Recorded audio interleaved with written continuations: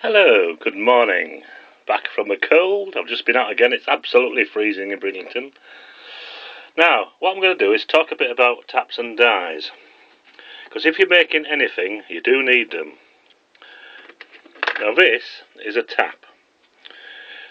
It's an odd name. And these are M6, that's a metric. Because in this country we have to use a lot of metric rubbish, where before we used to use, I get this, British Standard Whitworth. I've forgotten what NF stands for. National Fine or something. British Standard Whitworth. BAs, a similar sort of thing. BSF, British Standard Fine. BSP, which is British Standard Pipe. And there's BSF again, the same sort of things. And they decided it would be better if we used metric, which, to be quite honest, I think are a load of rubbish. It's a load of German shit, innit? To be honest. I like our old ways, but if you're inventing or taking things apart or mending anything, you need all these, because 9 times out of 10 they aren't metric. So if you see any taps and dies like this, see these at car boots, buy them, because they're very valuable. I paid up to £10 just for one of these here, £10. And they're becoming very expensive. Now these are some, oh my god, they're German. Well, they are actually made in China, but they've got German writing on them. Well, this is your, we can get one out, this is what they call a tap. Now what you do with that is, you drill a hole, you put that in it and you turn it round and it makes the thread for the bolt. Now what these things do, I'll show you one in situ. Now that's how you use those. Put them in a little carrier. Oops, it drops out. Yes, it's quite alright. It drops out. But to keep it in well, there should be a little screw in there, but somebody's nicked it. Well, they have a little screw in. Let's see if we've got one with one in. Ah, yes, in this set. Yeah, here's one. Yeah, typical, isn't it? You can't have out, can you? But the kids have had these. They say, oh, what's that screw for? We'll take it out. There we are. And that just goes onto the side of this die. That holds it in. And you just put that over your piece of metal and twist it round, and that makes the threads to fit the nut. The nut goes on, and this is made by the dies. And that's basically all those are. But you do need a good set of whatever's useful in your country. Everyone in this country said, oh, you'll have to use metric. Well, I don't use metric. I'm from the old times. I'm an awkward sod, yes. And I won't use them. But we've got them, we have to sometimes, no matter what we think about it. Load of German rubbish in my book. Because I've actually lived in France, and you'll never believe it. They use English stuff, and use pounds and ounces, and feet and inches where I was in the south of France. All this metric stuff is a German idea. We know what we did with Germans. They bombed our fish shop, they did. We don't forget that. Now, that's taps and dies. Now, as regards tools, you may need a few screwdrivers. These are mine. There you are. I collect over years. You tend to get screwdrivers that are not quite right, a bit too small, very funny. You get some odd ones like this. This one I made ages ago for a special job, so I could knock hell out of it on the end, you know. I was looking for that the other day. Amazing, isn't it? Ah, and there's another little one. But all sorts of screwdrivers. You can never have enough screwdrivers, as you see. So we'll put them away. Just going through this to give you some idea of what you actually need. And this is the other little drawer. Got little planes in, very handy for wood. Various hole borers, roll plugs, everything you could possibly need. And a working drill. There aren't many working drills in here. And that's always good to have in your workshop. Now today, we're going to do just charging the battery. A simple thing, but there's a lot of ladies don't know how to do it, believe it or not. And it's very simple. A lot of claptrap talked about it. And where's he lost his... I've lost it, haven't I? What have we done with it? What's he done with what, you say? My charger, I say. Yeah, well, this is another drawer of rubbish. Let's see, no. Usually works well. No. So you get annoyed with it, and that's it. Ah, now we have a charger. Got this old one off a friend the other day. Trust me, one blew up. Only get £3 for it. Now, charger. Now, these are simple things. You'll see this little dial. Now, when you plug it in, you make sure these are elsewhere. Now, you'll see a little cross on here, on the battery. You stick that on. And if you don't want to blow yourself up, you don't touch it with the other one. Now, let's see if we can untangle it. And you'll see the reading's nothing. Nah. And it's still nothing because I haven't turned it on. Now you'll see it going over to between 3 and 4. Oops, clothes pegs dropping on my head. Very handy things, Leslie. That means it's taking 3.5 amps. So it's a bit low. I know that because I used it to charge my car up with the other day when the other battery failed. So we just leave it like that. And when it's charged up, it should go down to here as near as possible. These aren't extremely accurate, so they'll go. If they go down past 1, I'm quite happy. Now, another thing you do with batteries, let's see, is you check.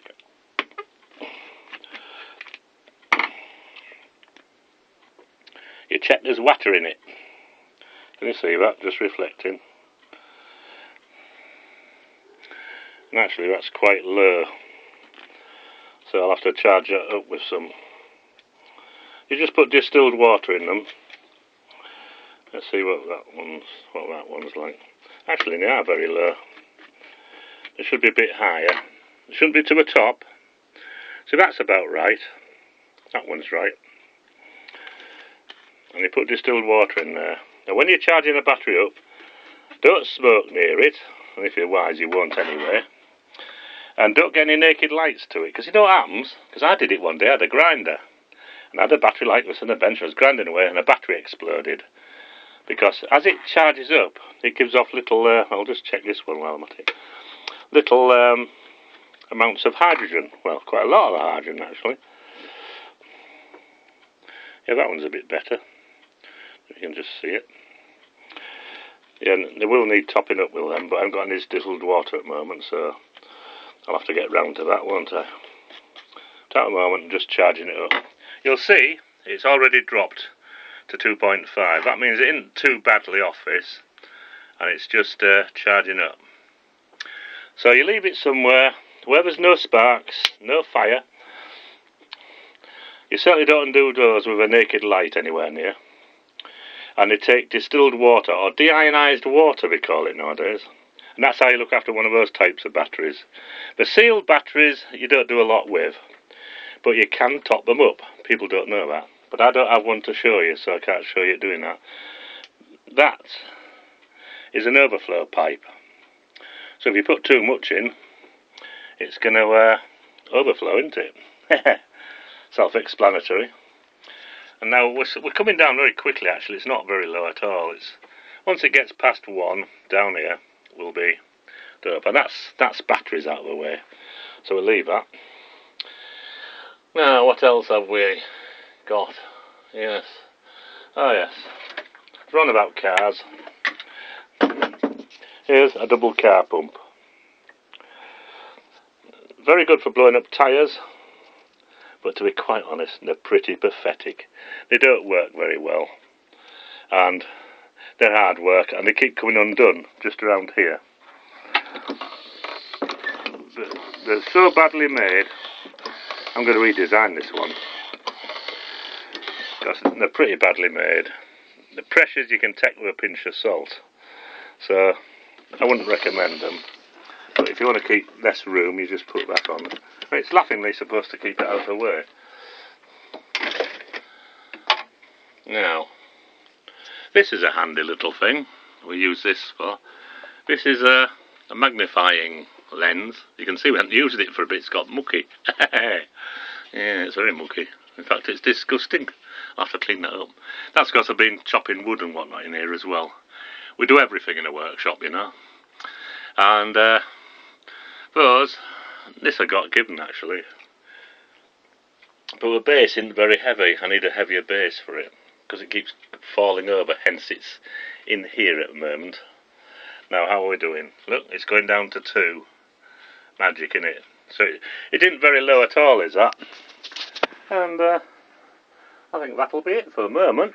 But just 2 little things that help, you know, as we go along until I think of something else to show you. Because there is a few things, but I'm slow. I'll just say, look. Bench is getting clearer. Oh yeah, there's my coffee. I love that.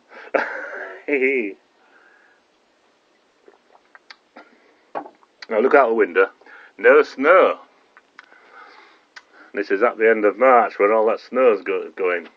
It's not here. Not at all. But it's so cold, I can assure you. It's very cold. Now, what else can... Oh yeah, I'll show you something here. If you've got a workshop, you need one of these. Simple little hand grinder, perfect. I use that for every damn thing.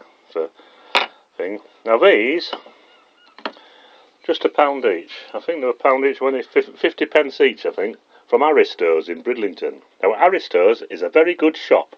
They sell electronics and bits and pieces and all sorts. And they're on the promenade at the top, near the church. And they're very, very good. So if you come to Brid, go to Aristo's, I recommend them. I got these cutting discs for about 50 pence, so they're good. Use them to cut up metal, to cut it to size, to make your machines. And you use these big ones to grind stuff down. It's a lot easier than doing it by hand, I can assure you. So I'd recommend them. Another good shop in Bridlington is Thompson's Hardware. Now you'll find that opposite the police station. A place we all try to keep away from, of course. But Thompson's is very good. He sells just about everything you can imagine. I've only caught him out a couple of times. That's for not having what I want. But I'd recommend him. And Wester Builders, they have very good stuff as well. And I've had a lot of stuff from them. And if you're looking for something really unusual, I'd recommend Donny's Scrapyard at the top of Bridlington, in the marketplace. Well, it's just off the marketplace. He has some rare and wonderful steel in there, and that's very good for making things with. So that's the end of the adverts. But they're the only good places in Brid, you know. I mean, there aren't many. We've lost most of the good places due to the high rents by the greedy little councillors and whatnot. And they are greedy, and they've forced nearly every good shop out of work. That's what they do here. They think, oh, we want to get nice and fat on everybody's money. And they've charged ridiculous amounts that you can't possibly earn in a year before they've even started earning. So we lose the shops, unfortunately. Now, if you've got these light drawers, I put all sorts in these. It started being quite organised. Now it's just anything you can get hold of. I always have plenty of saws about. Now I'll warn you about something. I bought this from Poundland. It had a hacksaw blade in it. I thought, oh, that's good. Do you know how long it lasted? 1 second. Because instead of it cutting the metal, the teeth came off and dropped off. So I had to go out and buy some proper ones from Thompson's. Thompson's sell proper blades. Recommend him. Anyway, I think that'll be it for a moment. Otherwise I'll use up all my time, won't I? Because I don't give you long in here. So it's bye-bye from now, from the Mad Yorkshireman. Hey! And I'll show you when I've got something else on the go. But basically, if you've got a workshop, gather anything you can, the old stuff. Keep getting the old tools because they're far better and more superior than anything. You say I gather up old planes. Why, when you can get a router, you say? Because sometimes the electric goes off. And maybe in the future we won't be able to afford electric, so get hand tools. Get as many hand tools as you can.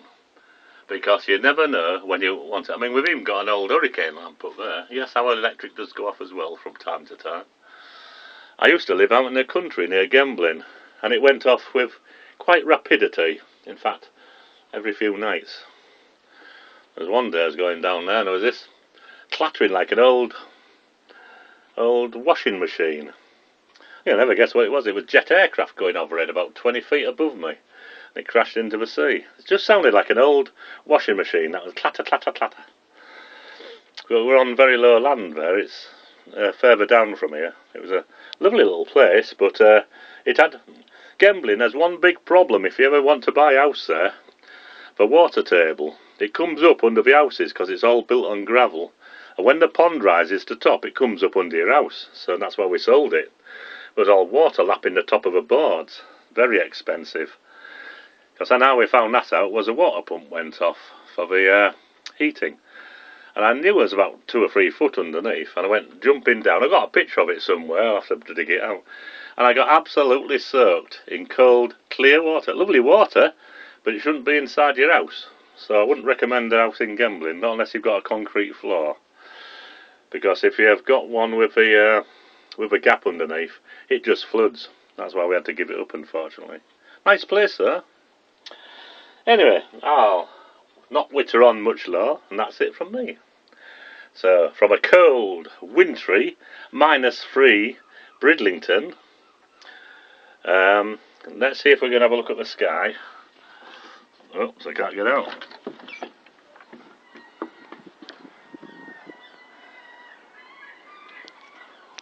Now, let's see. I can see the seabirds circling. Yeah, it's a cold, miserable day again. There you are. Oh look, there's the seabirds. They nest over there. Then they come and muck our cars up with a poo. There we are. Anyway, from a green man of Bridlington, goodbye for now.